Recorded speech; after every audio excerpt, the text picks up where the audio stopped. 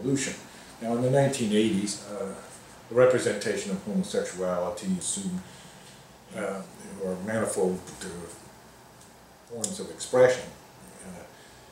So I wanted to mention Tony Kushner, whose play Angels in America appeared in 1992, and this play is huge. It's in two parts, and the performance usually occurs on successive nights, so you see the first part on one day and the second part on the next day, and the action unfolds over about 7 hours and encompasses a wide range of issues related to homosexuality. It's a play coming to grips with the AIDS crisis in the late 80s and how that shapes homosexuals. The action takes place in New York City and shows it largely in a hospital in New York City, where persons suffering from AIDS are receiving treatment, interacting with homosexual nurses and non-infected persons who are interacting with persons in the hospital, and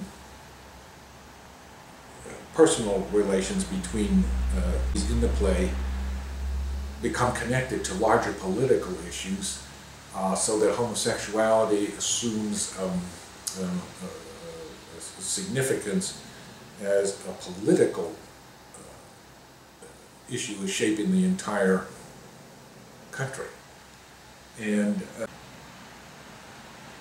Kushner presents some very detailed characters. He's very richly depicted lives that unfold in this enormous drama, and shows a variety of homosexual identities, including gays working in institutionalized settings or representing different political values and views. And Kushner connects the desire for a more open and healthier way to pursue homosexual experience and identity. He connects that to the fall of communism and the opening up of Eastern Europe to more liberated and the idea of perestroika, the idea of a liberating set of values governing an entire society, is what's at stake in Angels in America, as it describes the interweaving lives of gays affected primarily by the AIDS crisis, and men coming out of the closet, others who deny their homosexuality and seek somehow to escape it, and others who, a very interesting character in the play is Roy Cohn. This is an actual historical personage, a lawyer who in the 1950s was a major player in the McCarthy witch hunts, persecution of persons suspected of communist sympathies. And he was very conservative, right-wing in his political views. He is also a gay person, and a very truculent, articulate, bulldogish kind of character in the play, who had a very active homosexual life, but insists that he's not gay, because that would undermine his entire political worldview. And so he's one of the most comic characters in recent American drama, and Kushner does an excellent job of connecting him to all these other people who are more representative of liberal values. Angels in America underwent a whole very significant process of creation and transformation. It opened in Los Angeles after much revision. Originally, Kushner's play was twice as long as it currently, in its published version, is.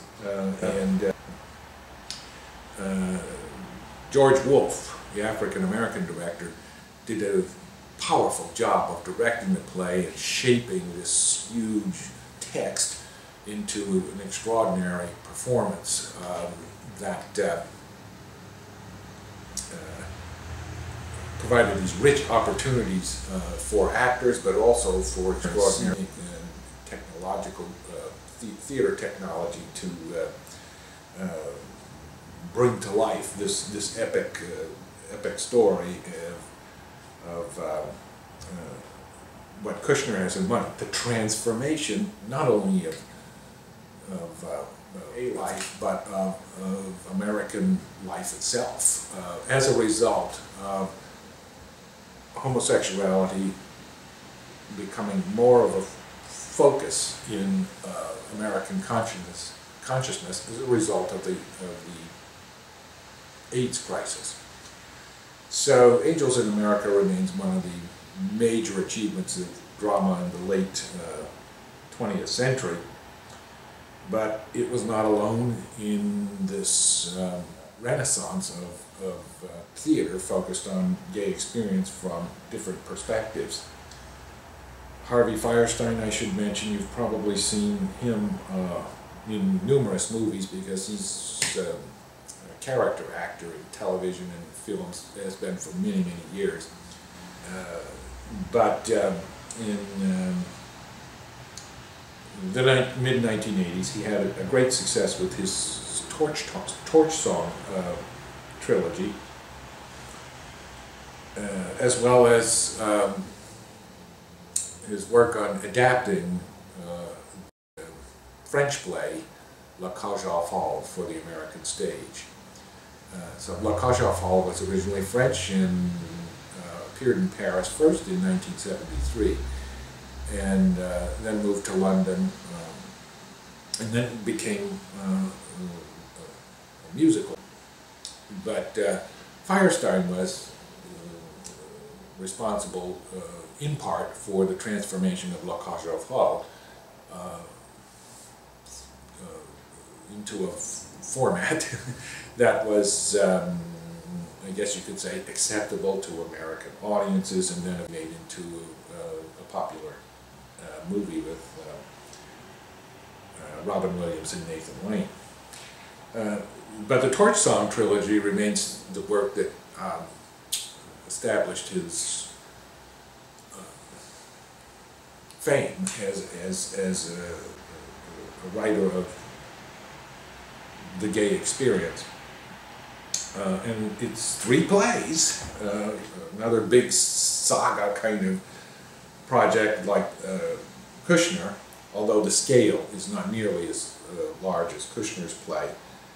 In terms of the representation of the characters, is quite ambitious, in which Fierstein attempts to show the evolution of a gay man across different phases of his life. So the first part deals with his coming out and acceptance of his homosexuality and his engagement with other men.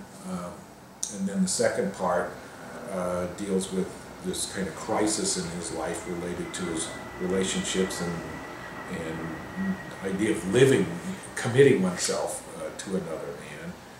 And then the third part deals with the aftermath of losing one's partner and continuing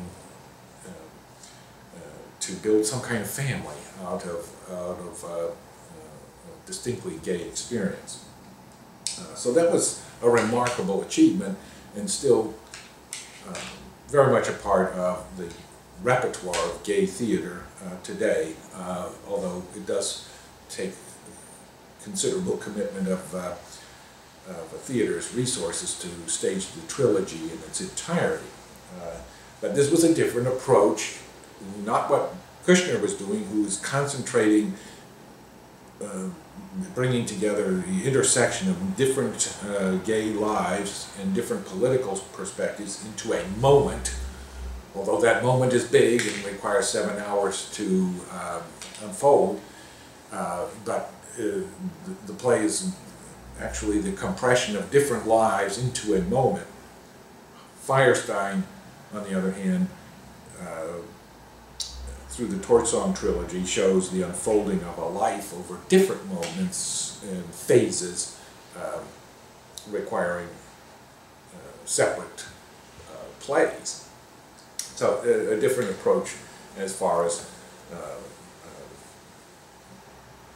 representing aspect of gay experience that was innovative and not really accommodated by previous efforts. Then Terrence McNally is perhaps the most respected or well-known gay playwright at the moment. Kushner has gone beyond, he's very famous, but he has gone beyond gay themes to tackle many other themes in which homosexuality is a part, but the theme is encompassing more than the gay experience. McNally, on the other hand, has focused only on the gay experience since the 1989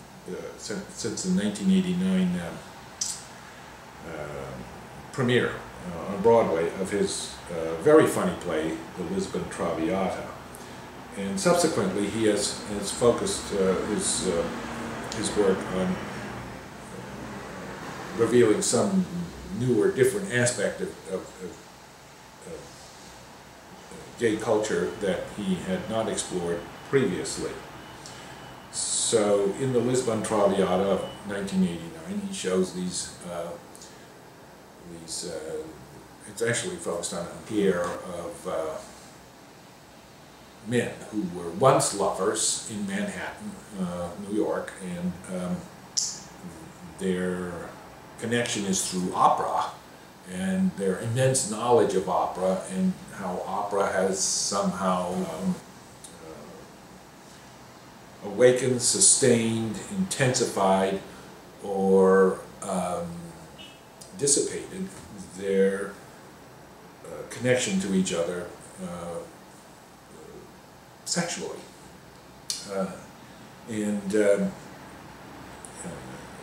The play is very good. It represents in 2 acts, and but it describes in excellent detail a kind of comfortable, insulated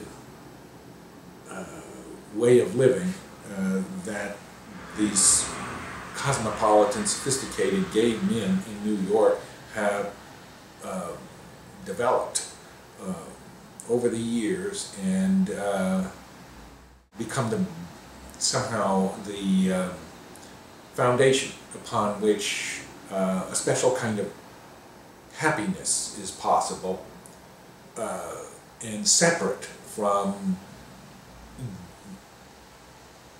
any kind of life or world outside of this kind of urban zone of insulation that they share and enjoy because of their long-time membership in it and their ability to recruit new members to it. And McNally has focused on showing how gays have created a kind of gays in New York, but I think there's application beyond New York City, but how gays involved particularly with the arts have created a kind of special community that exists independently and freely from any other, and he has no need to show anything outside of that community. So that we began that with Lesbian Traviata in 1989. Then he had a big, even bigger hit on Broadway with Love, Valor, and Compassion in 1994. And I've asked you to see the movie version of it, which is pretty good, and has a pretty solid cast. It's available on YouTube, and I've set up the links for it, so I do strongly urge you to see it, because it's a good example of what McNally's trying to do. Here he presents this artist who works most of the time in New York City, but he has this retreat, this house out in the country outside of New York, and he invites all of his gay friends to relax and come out and enjoy the rural, pastoral environment in which he's trying to rethink his art and share the beauties of nature and freedom from the big city with his close circle of friends. But once again, he's shown this work, this kind of insulated culture in which all of these conflicts arise between the friends and quarreling over gay identity and how best to pursue it or reveal it or share it, and almost no reference to the world outside of this gay circle or gay culture is necessary. It's self-sufficient, self-contained, and at the same time capable of self-destructing. Unlike the Lisbon Traviata, which has its moments of pathos, but is primarily a comedy about the gay life in the big city, Love, Valor, and Compassion is less certain about whether it's going to be comic or kind of sad, melancholy. Even though the gays in the play have this self-contained and self-sufficient environment, it's not altogether happy. It's not altogether successful, and suffers from fractures within it or some frustration about being able to fulfill or complete desires that the men feel toward other men, or in some cases don't feel. They feel some kind of competitiveness or alienation in relation to who share their sexual inclinations, but are nevertheless in conflict with each other. After that success, McNally went on to produce his most controversial play, Corpus Christi, in 1997, and here he went well beyond where he had gone before. In many ways, Lisbon Traviata and Love, Passion, while representing gay culture and for a gay community, nevertheless resonated well beyond the gay audience. It had a very large Broadway audience that was curious about this self-contained community, this insulated world of gay artists that McNally specialized in. And indeed, many wanted to see Love, Valor, and Compassion because it had this full frontal nudity in it, and the men who played these roles were apparently hunks, really good-looking guys, as they're supposed to be, and so they were curious. They wanted to go and see all of that, some kind of insight about a gay culture from which they, as heterosexuals, may have felt excluded. Well, in Corpus Christi, McNally moved toward a more radical way of representing gay life. insofar as he showed that Jesus Christ and the disciples around him were gay, and that the origins of Christianity arose out of a homosexual bond between Jesus and the men who surrounded him.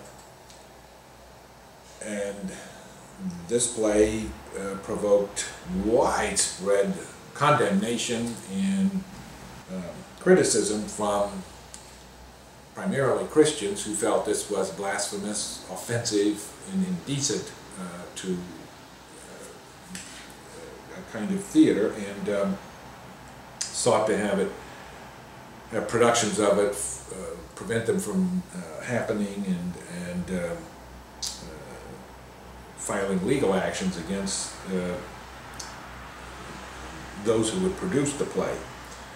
The controversy has subsided somewhat in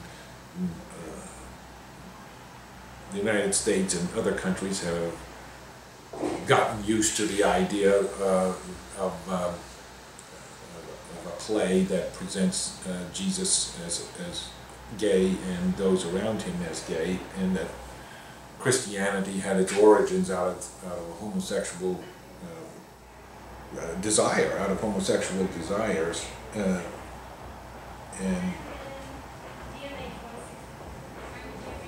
as a result it's been difficult for McNally to top what he had achieved with that play, and open up a different area of gay experience that he has not yet explored, although he continues to be very active and busy writing plays. And indeed, he visited San Jose State a few years ago as in the visiting author series into University Theater. Okay, I also want to mention Tim Miller, who moved in a different direction from the others that I've already mentioned. Miller is a solo performer who just presents himself as a gay person who has a story to tell. And he's been doing that for a number of years, since the 90s. Does not write plays, does not build anything larger in terms of production than what he himself as a lone gay person provide his audience. His material is primarily, or is entirely, autobiographical. He tells stories about what it is like to be gay, how he became gay, things that have happened to him as a gay person, the personal crises and the ecstatic moments of being a gay person.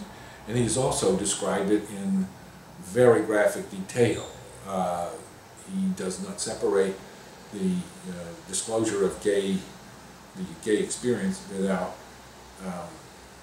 very intimate description of sexual acts that he shares with other men, and describes in almost pornographic detail, or indeed for some I suppose it is pornographic, but Miller has made the point that gay life entails some newer, or not new, but Miller has made the point that gay life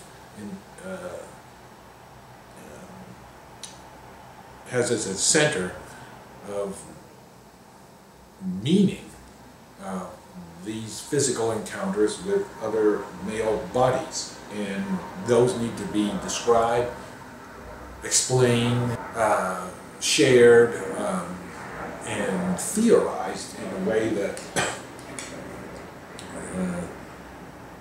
clarifies the fundamental difference of being gay from being heterosexual. So, with Meredith Miller,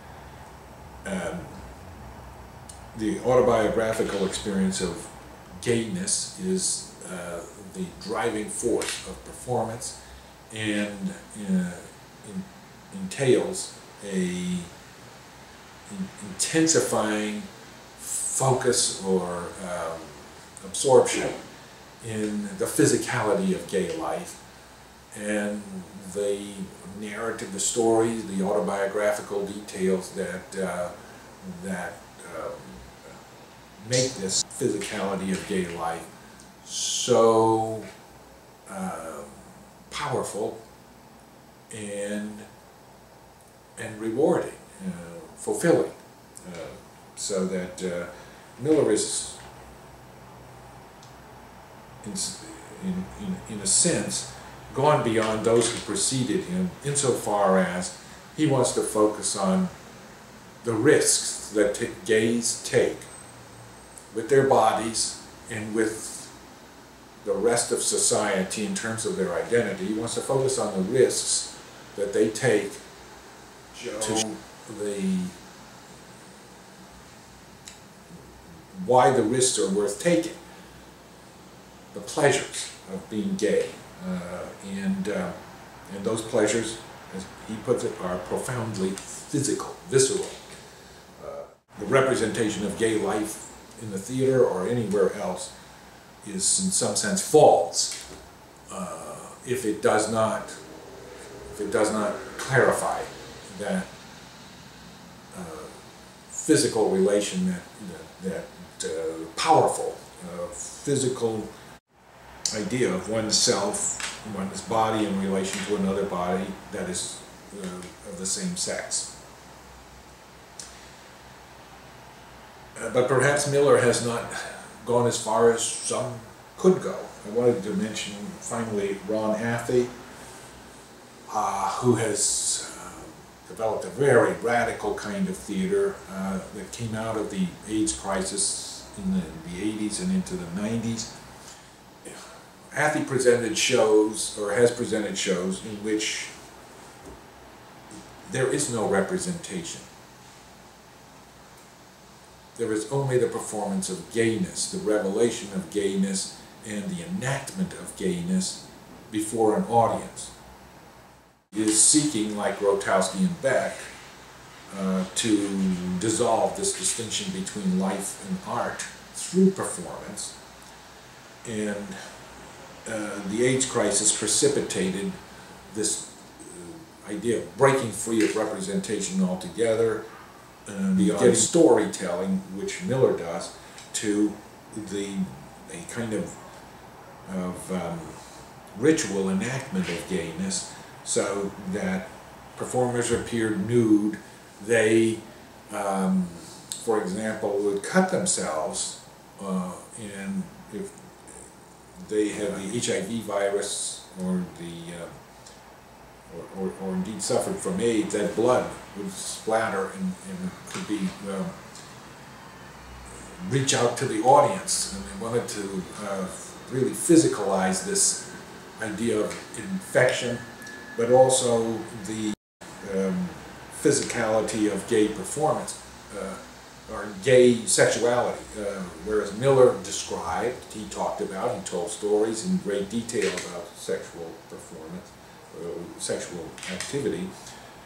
Athey had scenes where his performances in which that was part of it, the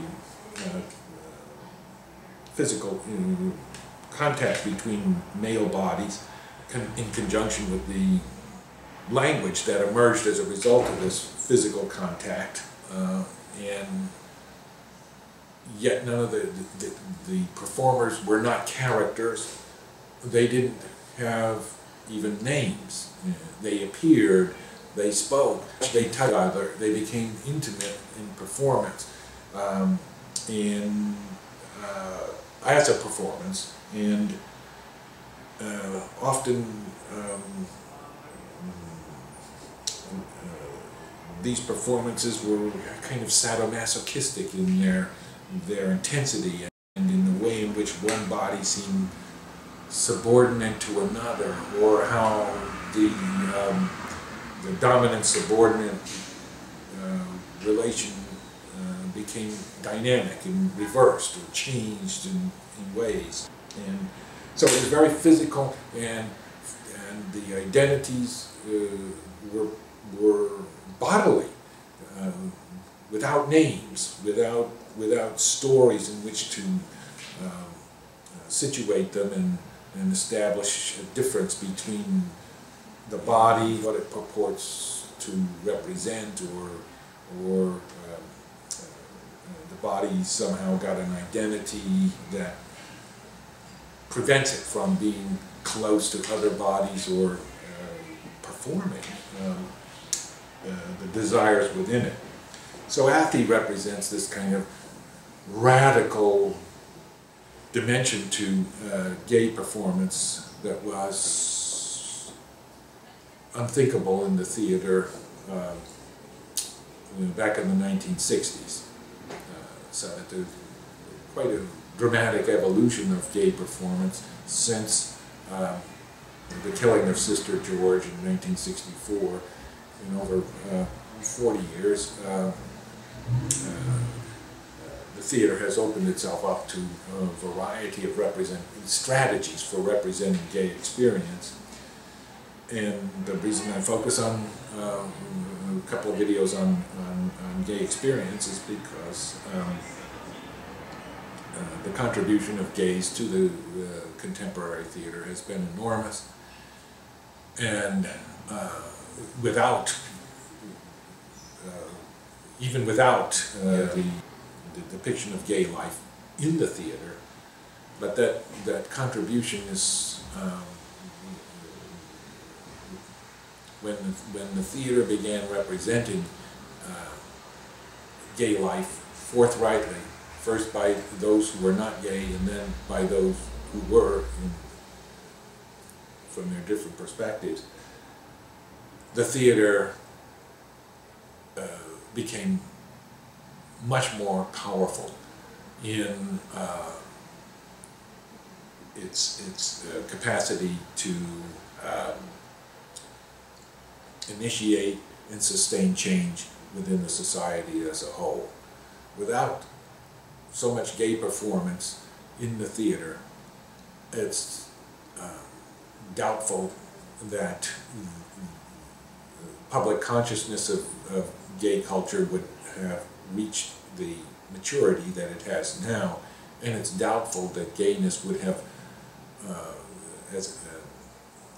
the representation of gay experience would have achieved as much